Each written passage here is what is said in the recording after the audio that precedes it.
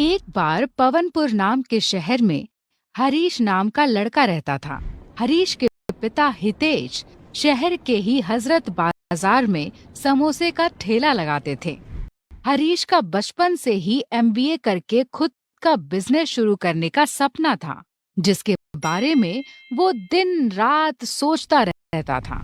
हरीश जब 9वीं क्लास में पहुंच गया तो एक दिन वो अपने पिता के पास कमरे में आया।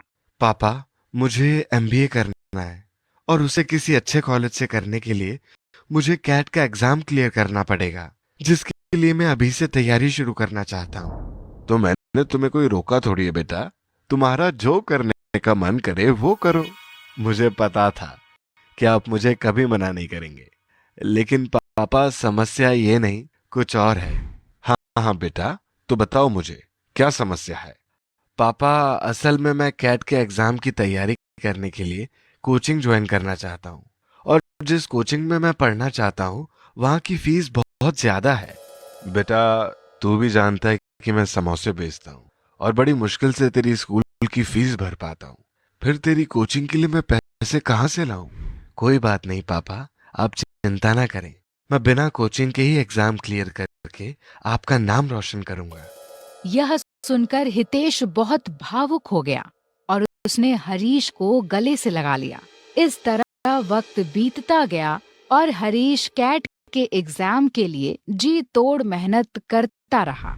लेकिन हरीश की सफलता के रास्ते में भी किस्मत ने कई रोड़े रखे थे। जब हरीश 11वीं कक्षा में पहुंचा तो उसी साल उसके पिता की अस्थमा से मौत हो गई। अचानक अपने पिता की मौत से हरीश के सारे परिवार का बोझ उसके कंधों पर आ गया, जिसके चलते मजबूरन हरीश को अपने पिता के ही समोसे के ठेले पर समोसे बनाने पड़े। लेकिन हरीश ने हार नहीं मानी और अब उसने देर रात पढ़ना शुरू कर दिया। हरीश पहले सुबह स्कूल जाता, फिर शाम को शहर के हजरत बाजार में समोसे बेचता और देर रात बैठकर कैट के एग्जाम की तैयारी करता। इस तरह पढ़ते हुए हरीश को 1 साल बीत गया। जब हरीश 12वीं क्लास में पहुंच गया तब उसकी माँ को उसके भविष्य की चिंता सताने लगी और एक दिन उन्होंने हरीश को अपने पास बुलाया। बेटा, मैं जानती हूँ कि तू एमबीए करके अपना बिजनेस करना चाहता है, लेकिन बेटा इस साल तेरी 12वीं की बोर्ड परीक्षा भी है। तुझे नहीं लगता कि तुझे इस समय कैट एग्जाम को छोड़कर अपनी 12वीं की अच्छे से तैयारी करनी चाहिए? माँ, मैं जानता हूँ कि आप मेरी 12वीं के बोर्ड एग्जाम के रिजल्ट को लेकर परेशान हैं, लेकिन आप चिंता मत करो, मैं पूरी जी जान लगा दूंगा और बोर्ड एग्जाम में अव्वल आऊंगा। लेकिन हरीश को यह नहीं पता था कि आने वाले समय में उसका एक मुसीबत इंतजार कर रही थी। किसी तरह हरीश ने रात रात भर जाग कर बोर्ड परीक्षा तो दे दी, लेकिन कुछ ही महीनों बाद एक दिन जब हरीश शाम को हजरत बाजार में समोसे का ठेला लगाए हुए था कि तभी एक तेज रफ्तार कार सनसनाती हुई बाजार में घुसी और सीधा हरीश के ठेले से टकराई। उस कार के ठेले से टकराने से हरीश भी घायल हो गया और उसका ठेला उड़कर रोड की दूसरी ओर जा गिरा।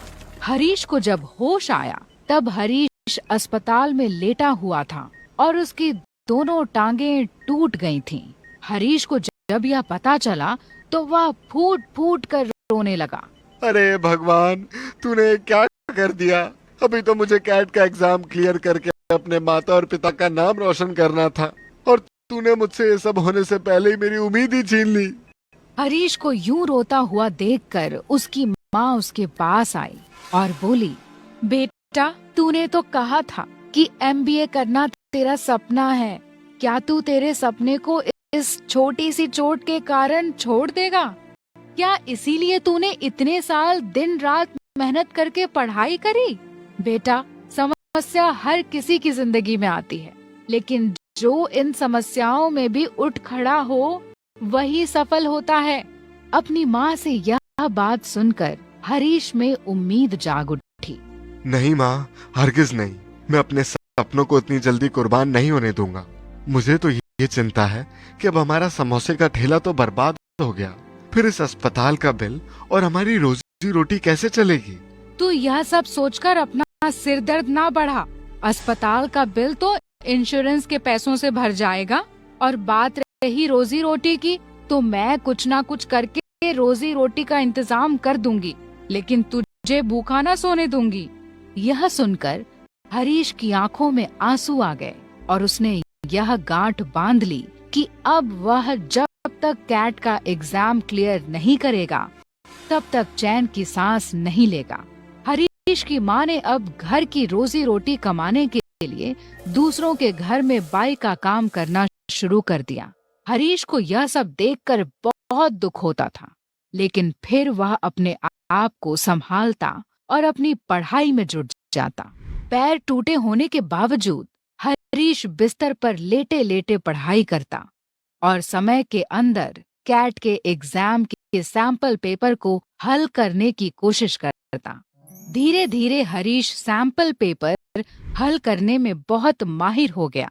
कुछ ही समय में हरीश के दोनों पैर ठीक हो गए और वह फिर से समोसे बेचने लगा।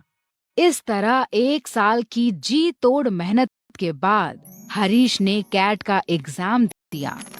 2 महीने बाद जब कैट के एग्जाम का रिजल्ट आया तो उसे विश्वास नहीं हुआ। असल में हरीश ने कैट एग्जाम में स्टेट लेवल पर टॉप किया था। हरीश यह पता लगने पर मिठाई लेकर अपनी माँ के पास गया। माँ, आज के बाद आपको किसी और के घर में बाई का काम करने की कोई जरूरत नहीं है। लेकिन क्यों बेटा? अगर मैं काम नहीं करूँगी तो घर का खर्चा कैसे चलेगा?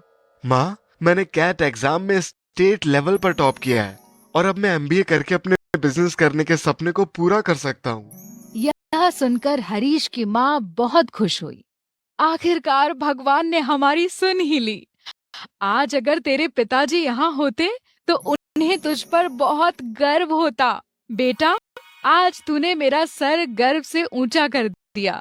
हरीश को IIM अहमदाबाद में एडमिशन मिल गया और लगभग 4 साल में हरीश का MBA कोर्स पूरा हो गया। हरीश को एक बहुत बड़े बैंक में नौकरी मिल गई, लेकिन हरीश खुद का बिजनेस शुरू करना चाहता था। इसलिए 1 साल बाद हरीश ने बैंक की नौकरी छोड़ दी और उससे की गई कमाई से शहर में एक समोसे की दुकान खोली। लेकिन अब की बार हरीश धंधे की बारीक जानकारियों को जानता था और इसी वजह से उसका बिजनेस चल पड़ा। जल्दी हरीश का समोसा पूरे शहर में जाना जाने लगा। हरीश सिर्फ एक शहर तक ही सीमित नहीं रहा। अब तो उसने हरीश समोसा नाम की एक फूड चेन शुरू कर दी, जो कि बहुत सफल हुई। कल रात जो लड़का समोसे बेच करके अपनी रोजी रोटी ठीक से नहीं चला पा रहा था, आज उसी समोसे ने उसे इतना जाना माना नाम और दौलत दे दी थी। हरीश का कारोबार बढ़ता ही गया और वह अपनी माँ और परिवार के साथ खुशी खुशी रहने लगा।